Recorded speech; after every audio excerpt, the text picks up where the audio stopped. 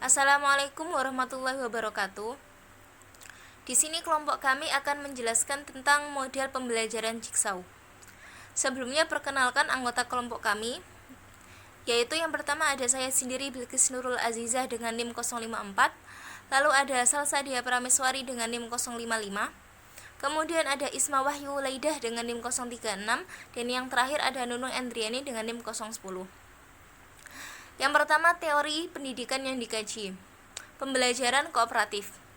Pembelajaran kooperatif merupakan pembelajaran dengan sistem pengelompokan atau tim kecil, yang mana pengelompokan ini terdiri dari 4-6 orang, yang mana setiap individu memiliki latar belakang kemampuan akademik, jenis kelamin, serta ras atau suku yang berbeda-beda.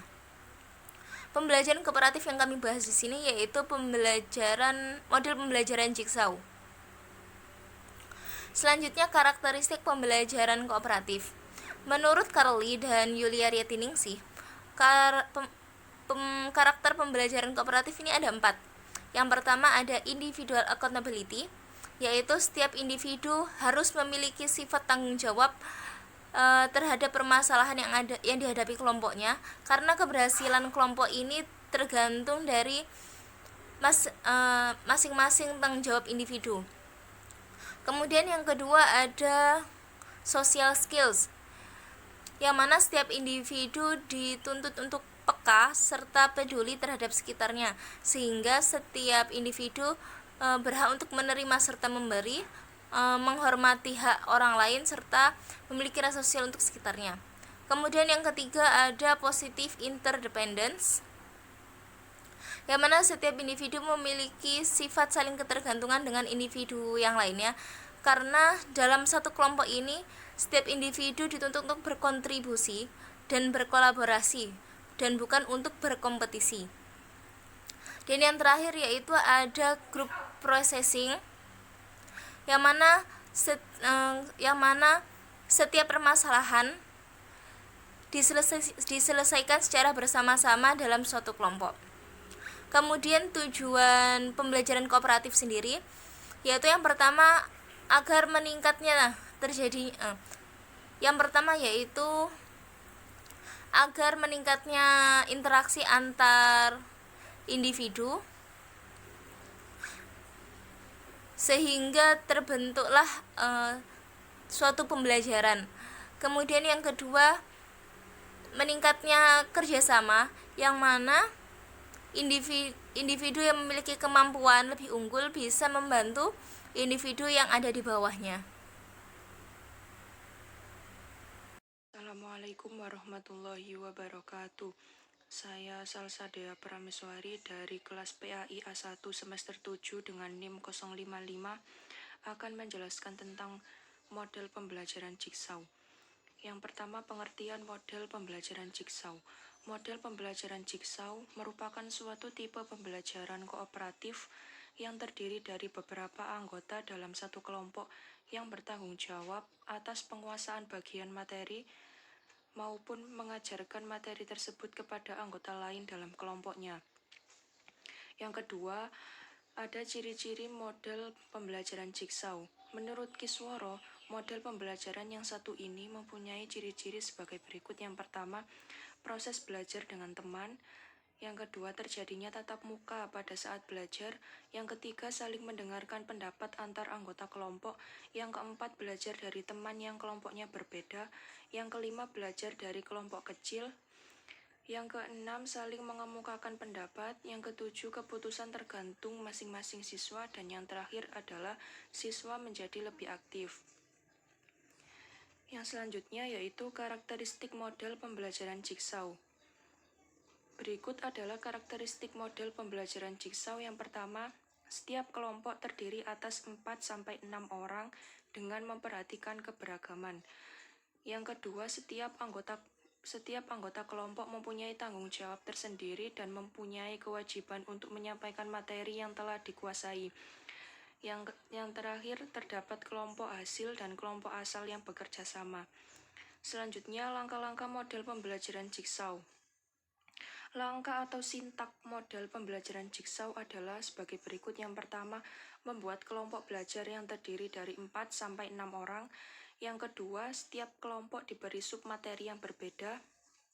Yang ketiga, setiap kelompok harus berdiskusi mengenai submateri yang telah diberikan dan memutuskan ahli yang bergabung ke tim ahli.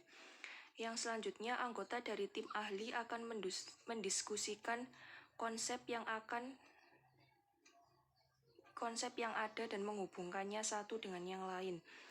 Kemudian tim ahli dibimbing untuk mendiskusikan tentang materi yang ada dan saling membantu memahami materi yang telah diberikan. Yang selanjutnya, setiap kelompok akan menjelaskan hasil diskusinya di depan kelas. Yang selanjutnya, guru mengadakan kuis di akhir pembelajaran, dan yang terakhir, siswa menyelesaikan kuis. Selanjutnya ada kelebihan model pembelajaran Jigsaw. Yang pertama, mengembangkan sikap kooperatif. Yang kedua, memudahkan guru dalam mengajar. Yang ketiga, menjalin hubungan yang baik antar siswa. Yang keempat, mengembangkan kemampuan akademik siswa. Yang kelima, siswa yang lemah bisa terbantu. Yang keenam, muncul rasa saling menghargai. Yang kedelapan, memperbaiki kehadiran. Yang selanjutnya, mengurangi sikap apatis. Melatih untuk menerima pendapat orang lain, pemahaman materi lebih mendalam, meningkatkan motivasi belajar, saling ketergantungan yang positif, memberikan kesempatan yang sama untuk bekerja sama, dan yang terakhir adalah saling menutupi kekurangan satu sama lain. Sekian yang dapat saya sampaikan, kurang lebihnya mohon maaf. Wassalamualaikum warahmatullahi wabarakatuh. Baik, di sini saya akan menjelaskan mengenai kelemahan model pembelajaran Jigsaw. Jika siswa tidak kooperatif dan cenderung pasif, maka akan terjadi kemacetan belajar. Siswa yang minder akan kesulitan dalam berdiskusi, dan sebaliknya siswa yang percaya diri akan mendominasi, membutuhkan waktu yang lebih lama. Jika jumlah siswa dalam kelompok kurang, maka dapat menimbulkan masalah dan bisa jadi ada murid yang hanya membonceng dan pasif. Siswa yang tidak terbiasa dengan kompetisi akan merasa kesulitan mengikuti pembelajaran. Hal ini disebabkan pengetahuan dan pengalaman guru terhadap model pembelajaran komparatif tipe Jigsaw masih kurang. Jigsaw kurang efektif digunakan bila waktu yang tersedia relatif singkat, sedangkan materi pelajaran sangat luas. Selain itu, suasana kelas terkesan ribut dan kurang tertib.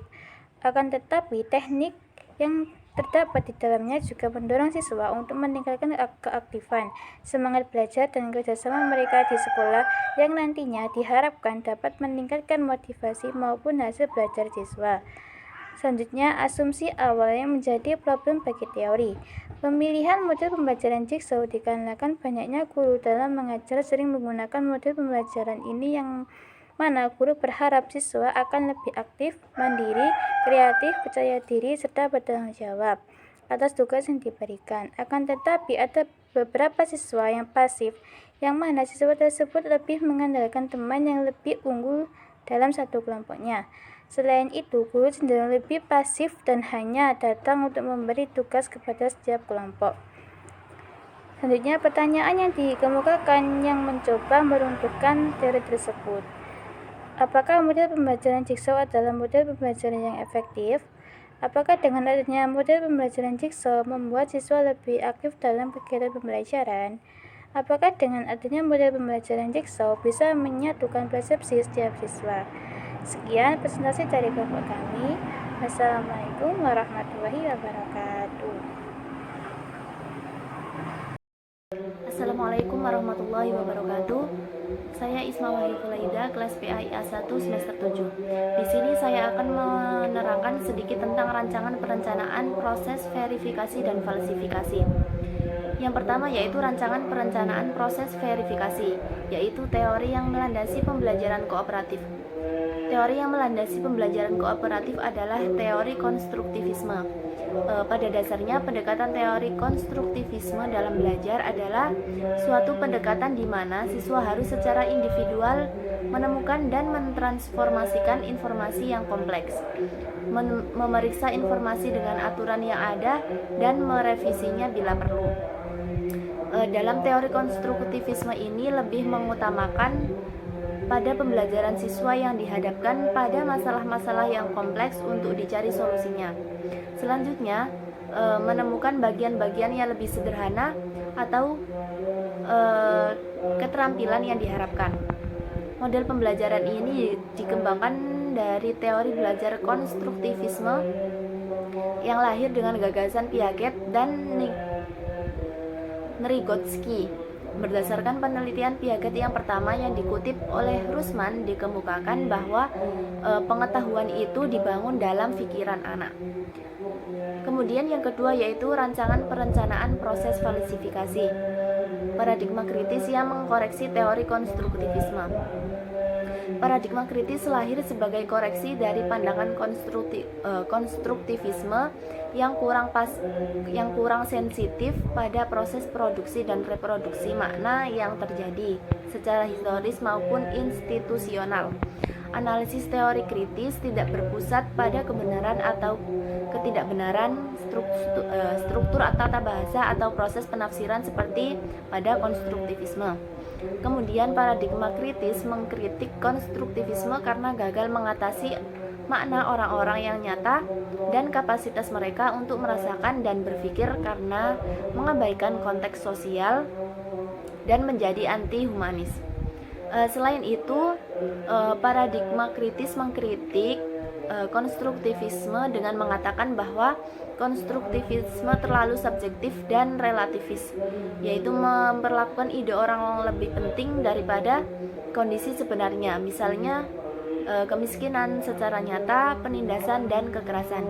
Cukup itu yang dapat saya sampaikan, kurang dan lebihnya saya mohon maaf yang sebesar-besarnya. Wassalamualaikum warahmatullahi wabarakatuh.